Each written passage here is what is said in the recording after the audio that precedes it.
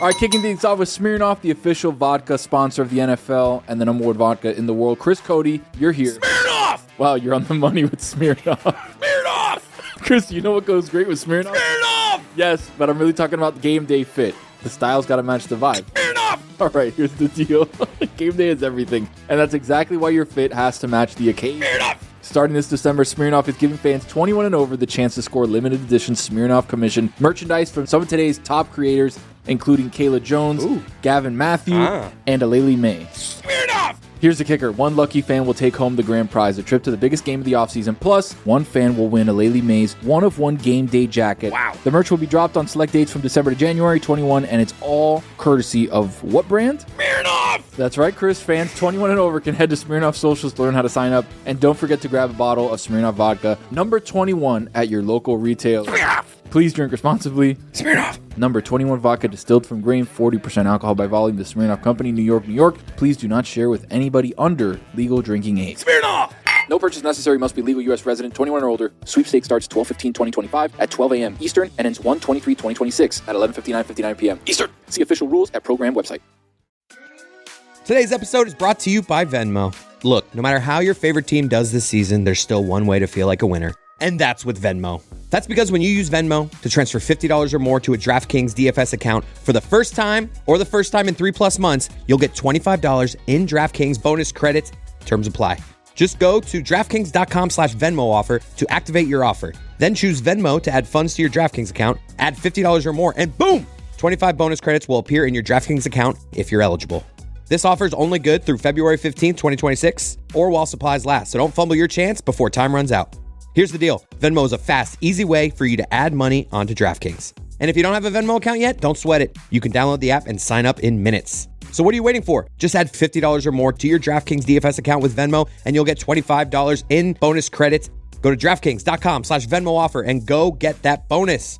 Gambling problem? Call 1-800-GAMBLER. In New York, call 877-8-HOPE-NY or text HOPE-NY at 467-369. In Connecticut, help is available for problem gambling. Call 888-789-7777 or visit ccpg.org. 18 plus in most eligible states, but age varies by jurisdiction. Eligibility restrictions apply. Void where prohibited. One per customer. Minimum $50 transfer from your Venmo account to DraftKings DFS account. $25 reward issued as non-withdrawable DK Dollars site credits that do not expire while rewards last. 20,000 total transfer redemptions available. See terms at www.draftkings.com/Venmo offer. Ends February 15th, 2026 at 11:59 p.m. Eastern. At Sierra, discover joyous deals on great gifts for everyone on your list. Like cozy slippers, ski gear, fishing poles, bikes, large kayaks, even larger canoes. Whew, which might lead to another discovery.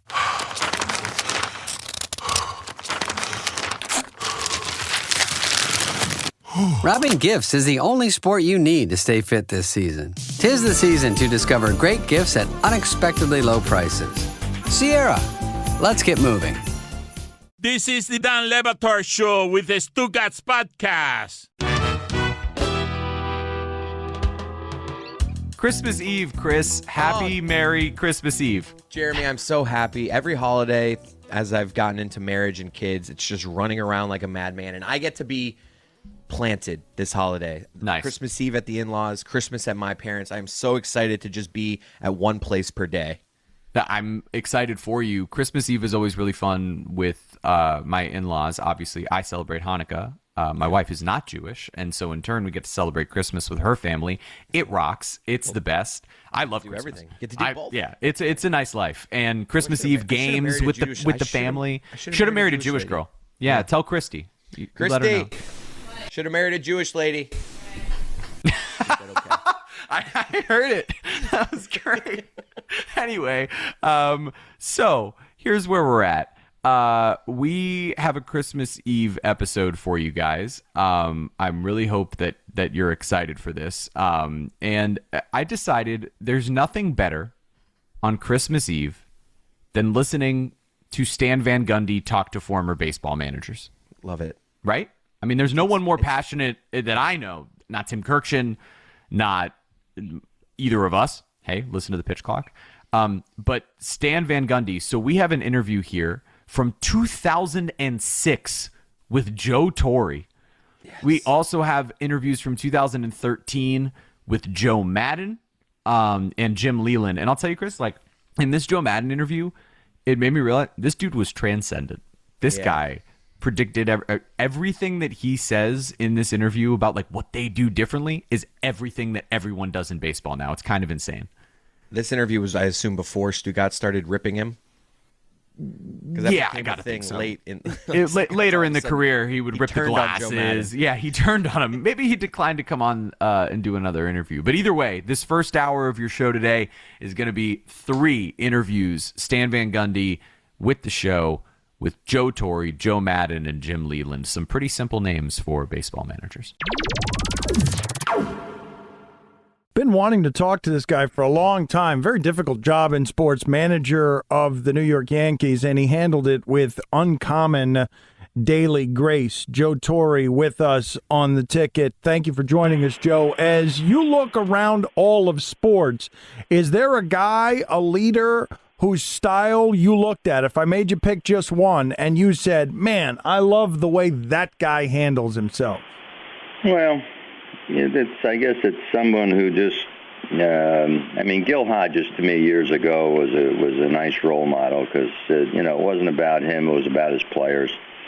And any of us coaches or managers who dilute themselves to think that they're the reason that these teams win, I feel sorry for those guys because, it's about the players. And trying to make sense to the players, I think, is important for us to do. And sort of point them in the right direction. But there are a lot of I admire a lot. I love the way Tom Coughlin does what he does in New York. That wasn't easy for him starting out, and all of a sudden 2 Super Bowls under his belt. And I think he certainly has withstood the storm over there for a long time. Are you like Stan Van Gundy, who is with us here on Wednesdays, Joe, where if there's a guy who takes himself very seriously in a leadership position and feels like he's the reason for the winning, will that be met with your disdain? Well, I know better than that. I've watched him coach, trust me. He, both he and Jeff, to me, are... did their job with great class and effectiveness, and and sometimes it's time to move on. I felt that 3 times, trust me. So, the worst part of the job, New York Yankees manager, was? Oh, I guess it was.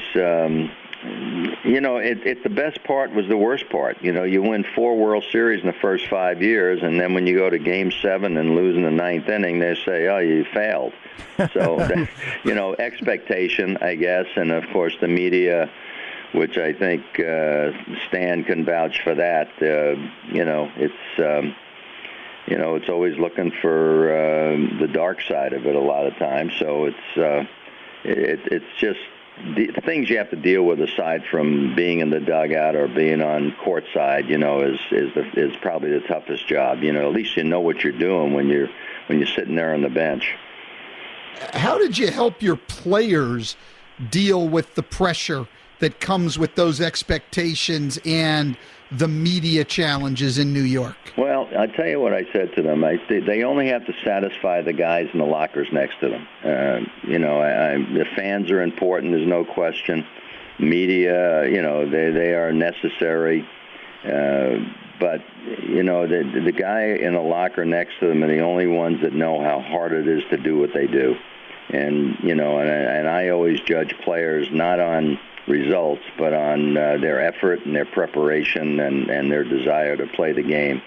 So even though my boss, George Steinbrenner, was disappointed a time or two, it was hard for me to swallow knowing how hard these players worked. So, to me, I always tried to make these players accountable to each other, and the only thing that satisfied me is a good effort and preparation. And, it sort of simplified things. I tried to keep the distractions out of the clubhouse. Joe Torre with us here on AM 790 and now FM 104.3 The Ticket. Joe, when you were hired as the Yankees manager, you were greeted with headlines from the tabloids such as Clueless Joe and Loser Joe. And I'm wondering, did you save any of those headlines? Well, they keep popping up sooner or later, you know. But you know what? It didn't bother me a bit because I was so thrilled to get this opportunity. I know even my brother Frank said, "Are you nuts? You realize how many managers George Steinbrenner has hired and fired?" And I just felt it was an opportunity to manage for an organization that was going to be out there trying to win, try to give you players. I was going to find out if I could manage or not.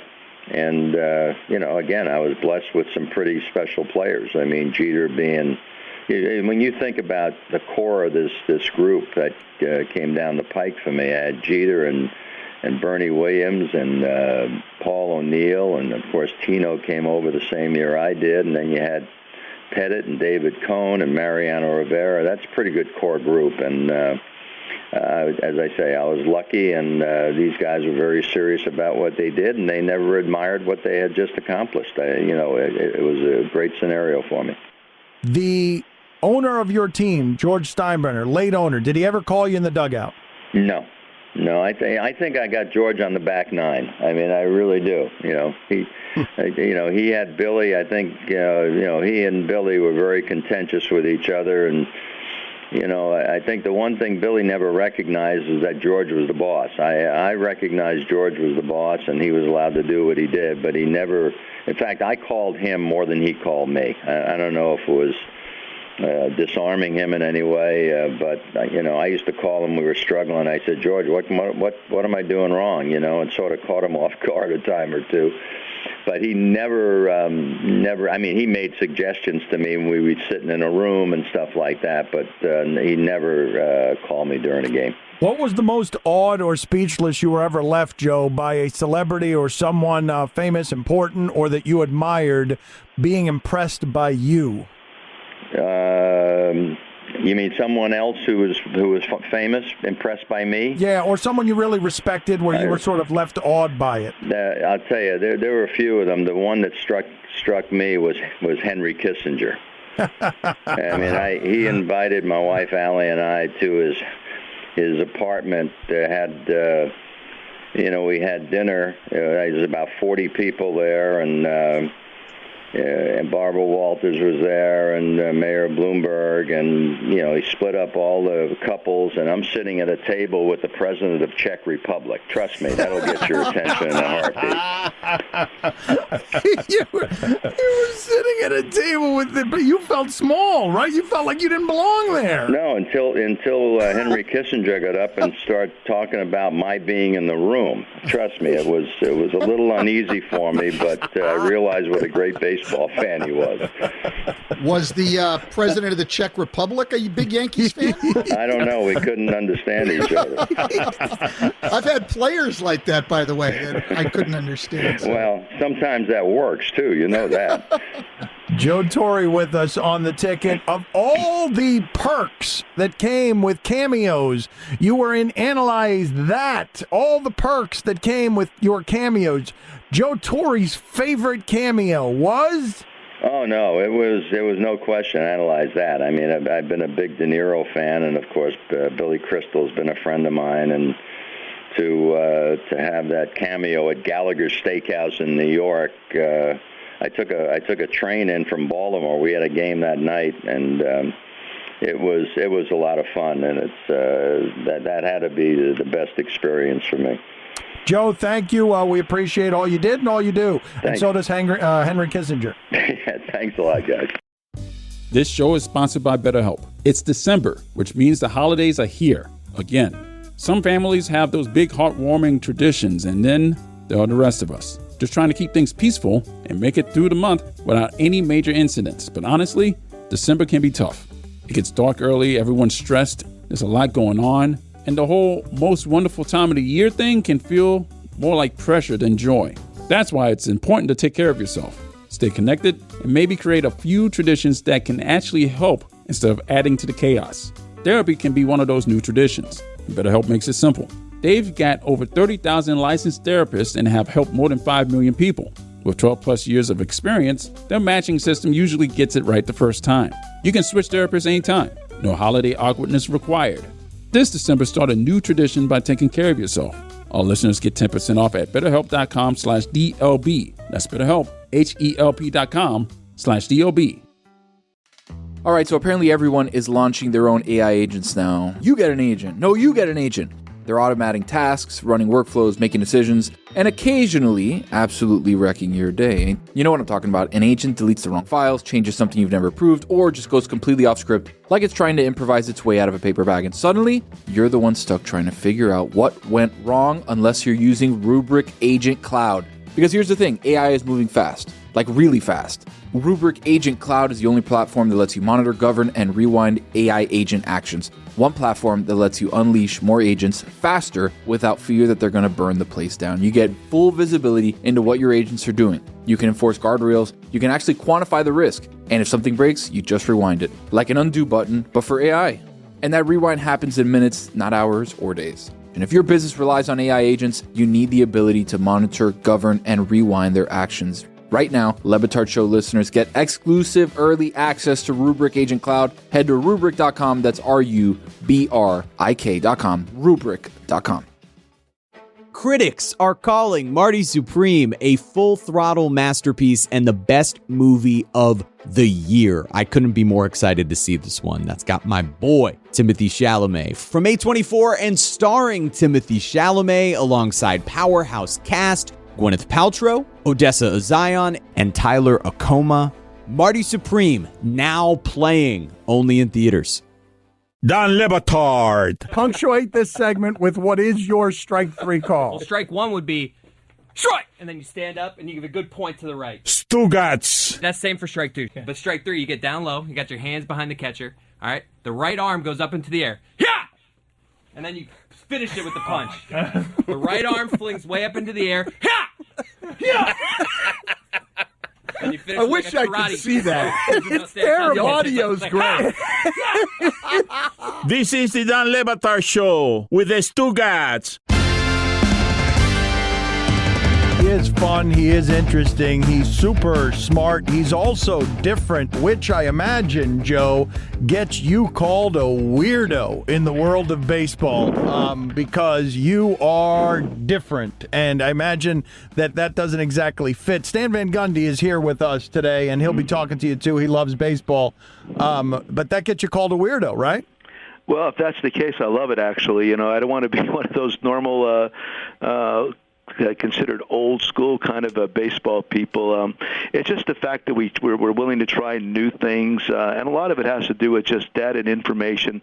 Although Penguins in the clubhouse, I understand, is a little bit different. The different theme trips are different, but when it comes down to the everyday operation, we're probably as old school as it gets when it comes to playing a game of baseball. Well, how about unconventional thinking? Like, what is something you believe that runs contrary or counterintuitive to what most old school baseball people believe? Oh, my God, where do you begin? There's something really, the one thing that jumps out is that you can't make the first or third out at third base, as an example. And from my perspective, I want our guys to get to third base with less than 2 outs as often as possible. One of the other things, just like hitting leadoff hitters, power hitters in the leadoff spot, the number 2 hole for me is no longer a traditional spot in the batting order. I really pay attention to reverse splits. In other words, where a righty gets a lefty out better and a lefty gets a righty out better, and not be afraid to utilize that in game strategy.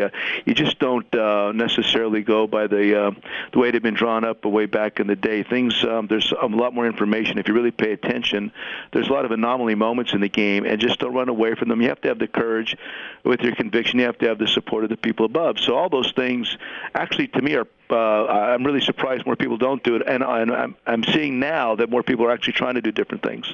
How about shifts? There's another one. Yeah, I was just going to ask you about that one, actually. You shift more than anybody. I think everyone knows that. What will determine whether or not you shift on guys? Because you shift on some guys that other people don't. Well, with us, we have a percentage that we go by when it reaches a certain level. We feel as though it's safe to shift. I guess that's the best way to put it. And beyond all that, I mean, there's times when guys will hit the ball contrary to where you're playing. But that doesn't mean all of a sudden you blow up that thought process and move back, because it happens 1 out of 100 times. And furthermore, I want certain hitters to try to do that. When Jose Bautista wants to hit a ground ball to the right side for a base hit, I'll take it as an example. I think there's a lot of mental strategy involved. It's really hard to evaluate or determine exactly how much it is, but there is that element also where when you cause the other player to do something he doesn't necessarily want to do, and I think that in some ways is a success. I got to imagine Joe Maddon, the Rays manager, with us, and this is a progressive organization. They're considered the new Moneyball. We've talked to you about the Jonah Carey book, The Extra 2%. They're a very smart organization, and I'm just wondering, Joe, if you have with you the conviction of your data and your knowledge, my guess is no matter how unconventional the move, you couldn't give a bleep whether it's being criticized or not. You are totally relaxed when making what others would assume are hugely gutsy moves. Quite frankly, you're right. Yeah. It really doesn't matter what a talk radio person might think or somebody in a newspaper or anybody outside the organization. What matters is the people within the organization, the support of the ownership and front office matters, and then beyond that your players buy in. And when it comes to the player buy-in, that has to be discussed in advance, because when you're trying to do some things that are a little bit different, you just don't want to spring it on them at the last moment. A lot of the stuff that we do, I will talk to the players in advance of that moment, and our coaches do a great job of the prep work too. But at the end of the day, for an organization to be deterred by outside voices or noise based on it goes against their internal philosophies, I think that's kind of on the organization making a mistake right there. How do you feel about conflict with your players? I try to avoid it in a sense by being proactive and staying ahead of it. I mean, you always want to stay ahead of your potential problems. I mean, there's quality control and there's quality assurance. Quality control meaning that you can react to a negative moment and try to fix it. Quality assurance, you try to stay ahead of your problems. I think, again, our coaches do a great job of stepping in front of our players and trying to avoid that. Now, I'm not saying we're perfect. We're going to make mistakes. We're going to have different things pop up at different moments. But you want to put out the fire as quickly as possible. You confront it head on. You don't let it fester. Don't ever let anything fester, man. Once you start doing that, it really can get ugly. But the point is to try to stay ahead of your problems or your mistakes. Can you give us a real-world example? Well, just you look at certain players that we've had this year, and Yunel Escobar came into our camp as an example with a lot of different thoughts from the general public and people that had him before. So for me, it was very important to get ahead of all of that conversationally, dealing with common friends that I have and that maybe Yunel had. And beyond that, setting kind of a philosophy among the group in regards to how we're going to deal with and cohabitate with Yunel on a daily basis. So you don't necessarily listen to what everybody else had said. You have to make up your own opinion, and you have to fit them into your culture the way you see is the right way to do it. And the best way to do that is just communication and listening, and don't dictate. One of the things that I think one of our strong points here is that we provide a lot of freedom for our players to work within, and when you do that, I think you get more respect and discipline in return. So all those things are factors, but everybody's got a little bit of a game plan here. And for example, a guy like Yunel, you don't want to wait till spring training to try to put that game plan in action. You got to start way before that. How often will Joe Maddon apologize to a player? I've done it twice, I think, in the last, or maybe 3 times in the last year and a half. Again, I won't be specific, but with one player, I really thought I overreacted, and I said something I shouldn't have. And the next day, I called him in and said, you know what, I stand by being upset about what I was upset about, but the way I handled it was inappropriate and wrong, and it's not. It's totally counter to what I believe in and what we do here. So I definitely made sure that the player knew that, but nobody else did. I mean, nobody else has to know about that. When you want to air your laundry out, whether it's publicly in a paper or you want to be confrontational in front of a group, that's not going to get it done. It's it's praised publicly and criticized privately. When you do that, you could get everybody on the same page. You mentioned your theme road trips earlier, and they're great. They become legendary, actually, where you've had your team dress up like nerds. Seattle, they have the grunge look going. What's been your favorite one, Joe, and why do you do them? Favorite one's difficult. I mean, last year it was motivated by my granddaughter Tyler in Arizona. Then it turned into the Ken Rosenthal Nerd Road Trip, and then we combined that with the Honey Jones with the bow ties. That one was pretty good because the guys really did get into that, and it was kind of fun. It's always fun walking into the Boston Hotel dressed up like a bunch of nerds and having people react the way they did. So that's among my favorites. The grunge trip too was pretty solid to Seattle. Why do I do it? I'm for several reasons. One of the reasons I'm just poking fun in general at dress codes, which I totally don't believe in. I don't understand why you would think that I'm going to gain discipline from you by forcing you to wear a $2,000 suit, and how that translates to wins, I have no idea. So I've always felt that way. So part of it's poking fun. The other part is risk-taking and team building. Again, to walk into crowded hotels in the middle of big cities dressed awkwardly for you, something that you're really not accustomed to, there's a little bit of risk involved in that in regards to how you feel about yourself. And then the team building, when you all walk in that way, it's okay. So there's a lot of different reasons, but primarily it was motivated by just poking fun a little bit at dress codes in general, which I totally disagree with. Stan, I am swooning right now with man-crush delight, Stan. I don't know if this is happening to you over there, but I haven't felt this way since I was a teenager, Stan. Are you dressed in all white right now, Maddon? Well, I did, and I actually wore a tie on this trip just because I normally wouldn't. I bought a white suit a couple years ago because we started this tradition of all white into Miami. It's just a Miami Vice motivation back in the day. It was a solid show, and so we're just trying to pay tribute to that. And the guys really get into it. We've had some great photographs with the all white. We've had the urban cowboy trip to Colorado that we turned into the midnight cowboy trip from Colorado to New York City. There's all kinds of different, and the guys totally do dig it. At first, I was a little concerned, people jumping on board. The first one was the Ed Hardy road trip with T-shirts, and Don Zimmer in an XL, it really didn't help him a whole lot. I mean, but to see Zim in the XL bulging in his seat on your charter plate was definitely worth all of that. So all these little things that we do, again, I think it helps morale. And it's just a lot of fun, man. I mean, listen, you got to have fun doing this. If you don't have fun doing this, do something else.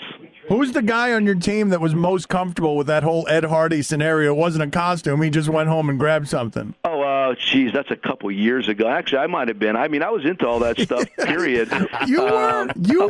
Of course. I mean, Of course? Yeah, it's all about, you just, whatever you, here's the guidelines for our road trip. If you think you look hot, wear it. That's it. When I have my preseason meeting and we go over all the rules and regulations, which I don't have any, the one question you have to answer to yourself prior to dressing for a road trip is if you think you look hot or not. If the answer is yes, then wear it. I mean, Longoria to me comes off as an Ed Hardy guy. It's got to be Longoria. Oh, yeah, Longo's totally into all that stuff, absolutely. Longo's he's definitely West Coast. Then you got the kids from the middle part of the country, some from down south, and they have different ideas of what looks hot or not, and it's always fun to see. And then, of course, we have our land contingency, which I love. I love checking out the way the guys. Yesterday, I think Escobar, his outfit, if we had a photograph, you would understand why he might have won best dress all white yesterday. It was a little bit different. When was the last time you were hammered with a player, Joe? Oh, geez. There was some legendary moments. Playoff games, absolutely. After you win a playoff series a couple years ago in the World Series, even the playoffs more recently. But, back in the day as a bench coach, I felt part of my duties was to go out with the guys at night to listen to them, and I did. And there was some guys that you had to stay out rather late with to listen to them all the way through. So it's been a while, but primarily, post playoff wins, or like we went to the World Series a couple years ago, those are some pretty severely heavy moments that you really want to get involved with your players, and we do, and I do, and it's just a lot of fun, man. Go ahead, Stan. You ever get any of those guys to go bike riding with you? I did 1 year, and that was several years ago in Minnesota. Paul Bird and Buddy Black went with me in Minnesota. They have a great trail around Minneapolis. The city of Minneapolis has got a great bike trail around the entire city. It's fabulous. So I got Birdie and Pepe, Buddy Black, to go with me at that time. But you know what? I'm kind of a loner with that. I like to get out there by myself. It's really a good moment just to think. I like to do a little exercise. I listen to my music. Down in the Tampa Bay area, we live in Tampa now, and there's a lot of dolphin in the water. There are some stingrays sometimes. I get to check all that stuff out. It's a great way to start your day intellectually before you go to the ballpark. Joe Maddon with us on the ticket. Do you have any problems, Joe, sort of marking the line between being really friendly and human with your players and being their boss? Because it sounds from the way that you talk like that might not be the easiest thing in the world. Honestly, I don't really have that problem, I don't think. I've been doing this for a while, even before being a manager in the major leagues. Back in the day, I started rather young as a minor league manager and coach. So there's a lot of you build up that ability, I think, over time, and you get. I need to understand what the line is first, and then the players will definitely follow. So I've been in instructional leagues. I've been in charge of minor league systems. I've been managing. I've been a lot of different things. So I think as you convert with the player and get to know the player better, that I know what the line is, and I think that they figure it out also. And then furthermore, as a major league manager, the office itself represents something. So I think we all know how far we can go regarding the relationship and how casual it can be, but we do have a lot of fun. What's the angriest you've ever been with a player?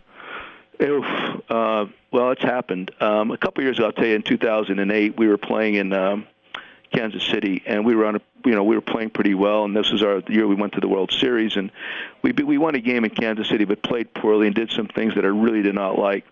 So I kind of blew up with the whole group, and I did some screaming in the locker room in Kansas City. And also, I really thought two things regarding that were perfect. The fact that the meeting would be on the road in a visiting clubhouse where we hardly ever go there, so you leave it behind. And the other thing is after a win. I mean, it's so easy to pile on after a loss. I'd rather not do that. So foreign town, a foreign clubhouse, after a win, I thought was the perfect time to get it done. What's the key to a successful marriage? Well, it was... I want to knock you off balance a little bit. You're too good at these other questions. I tell you, I mean, Jay and I, we've been married since 2008. It's been bi-coastal up to this year during the season. So distance. Distance is always good. But no, Jay's in Tampa right now. We're having a great time. For me, honestly, again, it's no different than what we do here. Listening is really important, man. And if you choose to not listen to the other person, then it can get a little bit ratty. I just think listening skills are among the most important things we can do as a human being. Joe, it was a pleasure catching up with you. The audience found you exceptionally refreshing. Thank you for being on with us. My pleasure. Quick break to talk to you about the official ticketing partner of the Dan Le Batard Show, Game Time. The NFL regular season is already winding down, and this is when the games get really good, and tickets are in high demand. Some of them really difficult to find, so why don't you take the guesswork out of buying NFL tickets with the Game Time app? I use it all the time because it gives me the advantage. That's right, sports fans, take the power back. It's the hack for grabbing amazing tickets in just a couple of taps. Super easy, super reliable. And with the Game Time guarantee, you're getting 100% authentic tickets on time and at the best price. Plus, fees are included. What you see is what you pay. Do yourself a favor. Open up the Game Time app right now. You'll see tons of seats available, lower bowl, midfield, upper deck, and NFL tickets starting at around $100. Pick what you want. Tap, tap, done. Take the guesswork out of buying NFL tickets with Game Time. Download the Game Time app, create an account, and use code DAN for $20 off your first purchase. Terms apply. Again, create an account and redeem code DAN for $20 off. Swipe, tap, ticket, go. Download the Game Time app today. It's the holiday season and the 50th anniversary of Miller Lite. The holiday is all about spending time with friends and family. Why don't you sit back and toast a few Miller Lites? Make your holiday time 'tis Miller time. And with the 50th anniversary of Miller Lite, you get to remember and reflect on all the good times that you had with your trusty buddy by your side, Miller Lite. Brewed for flavor with simple ingredients like malted barley, rich, balanced toffee notes, and that iconic golden color. And at 96 calories and 3.2 carbs per 12 ounces, it lets you enjoy the season without weighing you down. The original light beer since 1975, and still hitting different 50 years later. The best holiday beers are the ones you don't expect. Miller Lite. Great taste. 96 calories. Go to MillerLite.com/Dan to find delivery options near you, or you can pick up some Miller Lite pretty much anywhere they sell beer. 'Tis Miller time. Celebrate responsibly. Miller Brewing Company, Milwaukee, Wisconsin. 96 calories and 3.2 carbs per 12 ounces. If you could stop somebody from breaking in before they got inside your house, why wouldn't you? Most old school systems only go off after somebody's already in your place, opening your fridge, petting your dog, whatever. At that point, it's too late. It's reactive. Simply Safe is different. It's proactive with this double layer of defense that helps stop crime before it even starts. First, their AI-powered cameras spot potential threats outside, not just in motion, but an actual person lurking around in the bushes, behind a tree, in a car, under the car, wherever they may be. Then live monitoring agents jump in right away. They talk to the person through the camera, let them know they're on video, and that cops are getting called if they don't leave. That's how you stop crime before it starts. Personally, I trust Simply Safe to protect what matters most at my house, my wife, my daughter, my possessions, my things, my home, my safety, my peace. I trust that to Simply Safe. That's it. That's the list. No long-term contracts, no hidden fees, and Simply Safe was just named the best home security in 2025 by U.S. News and World Report. And right now, it's the best time to jump in. Simply Safe's last chance, Black Friday sale, 50% off any new system. Go to simplysafe.com/DLB. Again, that's simplysafe.com/DLB. There is no safe like Simply Safe. Dan Le Batard. Can I tell you something? I don't know, it was maybe like a month ago. And I decided to watch Pitch Clock. And I told Jeremy, Stugotz. This is a good show you're doing. This is the Dan Le Batard Show with the Stugotz.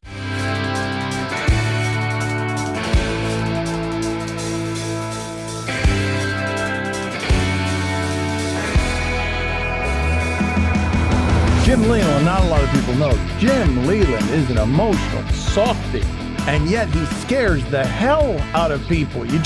Jim, you just scared the poor producer, Mike Ryan, who was impressed by your aura, your champion aura, and your gruffiness, and he got scared. Can you explain to him he doesn't need to be scared of you? No, I don't really think that's me at all, but, I guess that's the way some people perceive me, so that's okay. But, no, I'm just looking forward to talking to you guys today. You're cuddly and emotional. You're sensitive. You're a sensitive man. I've seen Jim Leyland cry on a number of occasions because of how much he loves baseball and how much he loves his players. When was the last time Jim Leyland got super emotional? It's just been a while, really. Probably at the All-Star game, I guess. I thought that there was a whole lot of people besides me that were pretty emotional during the Mariano Rivera showcase at the All-Star game. I thought it was absolutely tremendous, and I thought there was a lot of players that honored him and came out to the warning track from the other bullpen and guys in our dugout. I wasn't the only one. I think I wasn't the only one in the dugout with a little emotion. I think there was a lot of people that night. So that was probably the last time. You did good there, Jim. Jim, you did good on that moment. Well, we did okay. I mean, we really wanted to win that game. Obviously, there is a little more to it than there has been in the past, but the fact that it was, in New York, which is a big scene, obviously, and then the Mariano situation, and, we just wanted our guys to compete, and they did, and I was awful proud of them. Everybody from every team really competed, and, one common denominator was the fact that somebody in that clubhouse was going to go to the World Series. Jim, you've been in organized baseball almost 50 years. How many hitters have you seen as good or better than Miguel Cabrera? Well, I don't think I've seen any better. I guess Bonds comes to mind. Cabrera's one of those guys that he kind of hits like a little guy with big guy results, and he doesn't really overswing. He doesn't try to do too much. He's very capable of taking a single to right field with a man on second, 2 outs, pick up an RBI. He's just a terrific hitter, but like I said, it's almost effortless. A lot of people see a big guy, they think he's just a muscle guy that overpowers the ball. It's really not true. He's really got kind of a simple swing. And like I say, he kind of hits like a small guy, but gets results of a big guy. Jim Leyland with us on the ticket. This is a difficult question. I want to reminisce with you a little bit about 1997. But did you have a favorite Marlin? I know you loved all those guys, and you appreciate the memories that you made with them. I know it's not Greg Zahn. But who was your favorite? Well, because he had a couple of great quotes. Stan, you're going to love the couple of great quotes that he had for Greg Zahn. One time Greg Zahn stole a base and wanted to know when he could steal a base in the future. And Jim Leyland says, I'll give you the sign. I'll give you the sign in the dugout. When I jump up and don't come down, that's who was your favorite Marlin, Jim? Well, this sounds kind of crazy, but I really like Kurt Abbott. I thought he was just a fun-loving guy, and he really probably never got as much out of his ability as he should have, because he just didn't have the confidence that he probably should have had. But he was such a great guy. In fact, I think he's a police officer down there now.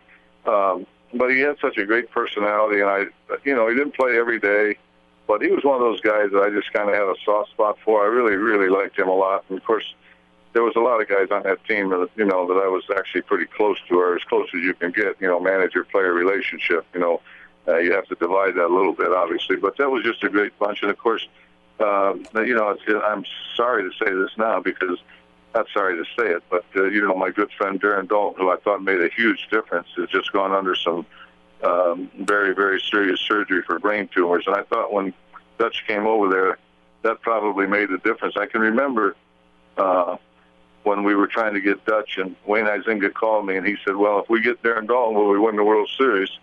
And I said, well, I'll answer that this way.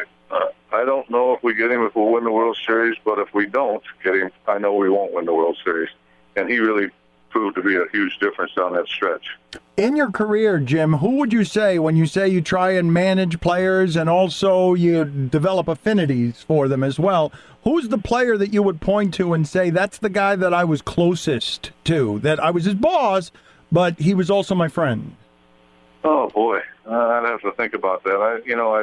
I like to think that I've had a lot of them, but, I think the secret is to be able to separate the two. I think you can have a friendship and still, be the boss. I mean, it's a very touchy situation. I mean, when I say that, I didn't hang around with the players and things like that. I don't do that. But at the same time, I liked them. I saw what they were going through, and you see how tough it is to play this game and what those guys go through on a daily basis and the emotional ups and downs of it, that I just had a soft spot for all of them.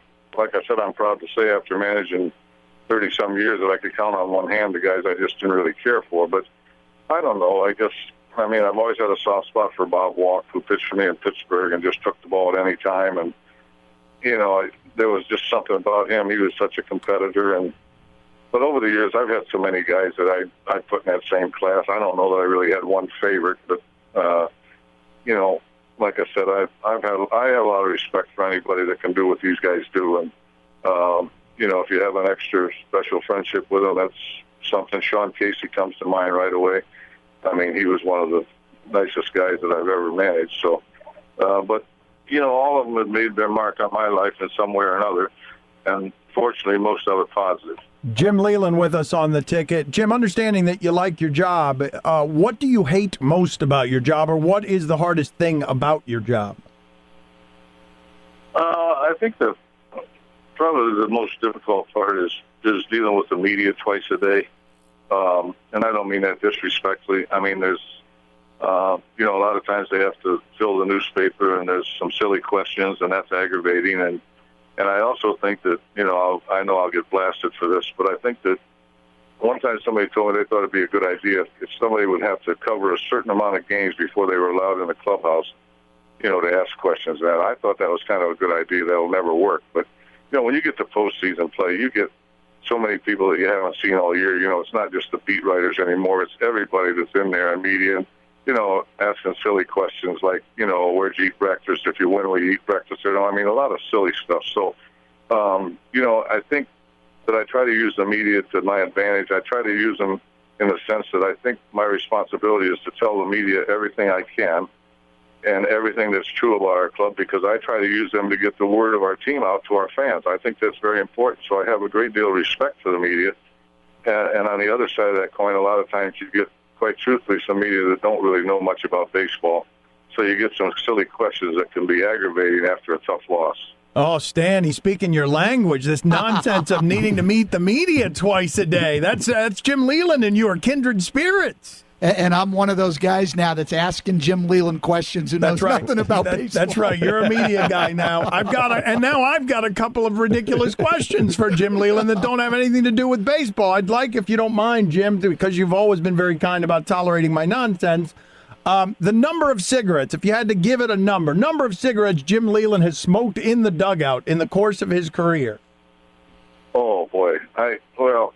I don't smoke them in the dugout anymore. I have finally learned my lesson, and I was wrong for doing that over the years. I used to cup it, try to hide it, but things were different in those days a little bit, too. So, now I go underneath if I want to have a cigarette where I'm out of sight. But truthfully, I go down after every inning and light a cigarette, but you don't really smoke it. You have a couple puffs and you put it out. So it's not, it's more habit than anything else. And, but to answer your question, I've smoked a lot of them. I'm not proud of that, but I also think that, I guess there's a lot worse things than that. So how did you learn the lesson, though? I didn't realize there was a lesson to be learned there. Well, I think that, like when I was on the bench and some people would pick up on it, and of course the cameras always want to pick you up on something like that. probably wasn't the best example of young kids, and I certainly apologize for that. But I'm a smoker. I don't apologize for that. I enjoy smoking cigarettes, and I just don't. I think we're kind of penalized, to be honest with you. We really can't go anywhere anymore and smoke a cigarette.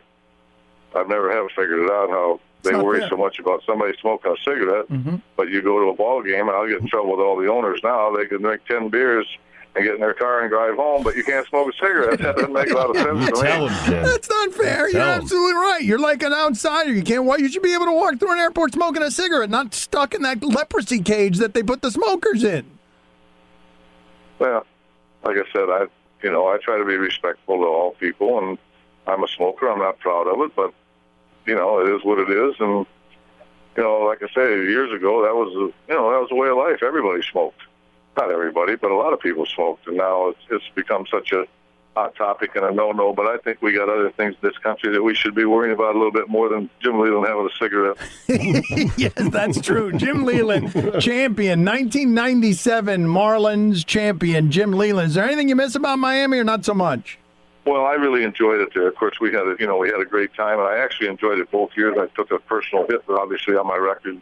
But that's okay. I really enjoyed that second year because a lot of those kids became great players. We just weren't good enough to win a game. We got beat up so bad. But, to go down there with Wayne Huizenga and win the World Series, and it was kind of an odd place, to be honest with you, because we played a lot of games where actually half the crowd was to the other team.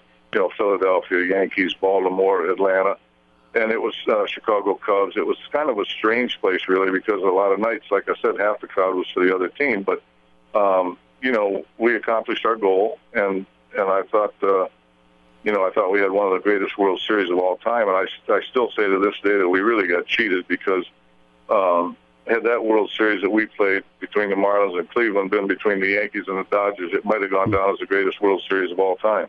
Do you have any that you remember, your favorite Greg Zahn line? Because I love the way that you used to ride poor Greg Zahn into the ground in a loving and hostile fashion. Do you have a favorite from memory, or too many to count? Well, I can remember.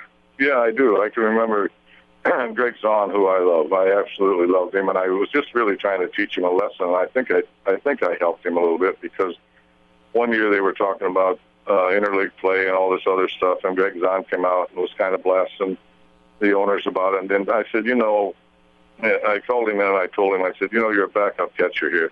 You're a switch hitting catcher that's got a chance to stay in the big leagues for a long time, but it's not a good idea, for you. If you're the number one catcher and a star, maybe you should make some comments like that. But when you're a backup catcher at this time and you got a chance to play for a long time, you need to just keep your mouth shut and just be thrilled to death that you're in the big leagues. And he went on to really have a nice career.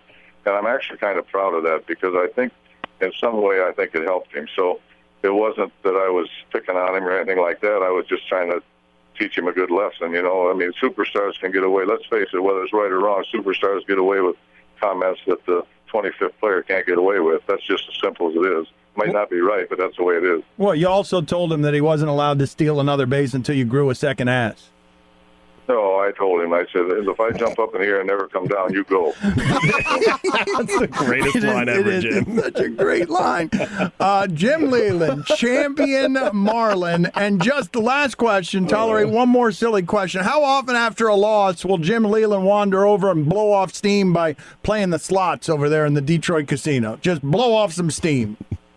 Well, it's not really blowing off steam. It's a lot of times I don't go so much anymore because I moved out of the city. So I kind of sit around and sometimes watch the late games in my office, and then I just go home. But a lot of times it's really peaceful relaxation for me to go over and just go somewhere up in a corner over there and sit. And it's kind of a no-brainer. People say, "Geez, you're not using any brain power." Well, I don't really want to use brain power at that time. I just like to relax and have a cup of coffee or a Coke and sit there and mind my own business, and you're kind of just relieved of everything, and I really enjoy it, but I don't get over there quite as much as I used to, but I can't tell a lie. I've really enjoyed it, and it's been kind of a buddy for me, to be honest with you. I know it's probably not the best buddy to have, I guess, at times. There's some times when I leave, if they rob me, all they get is experience. I ain't got nothing, but that's okay.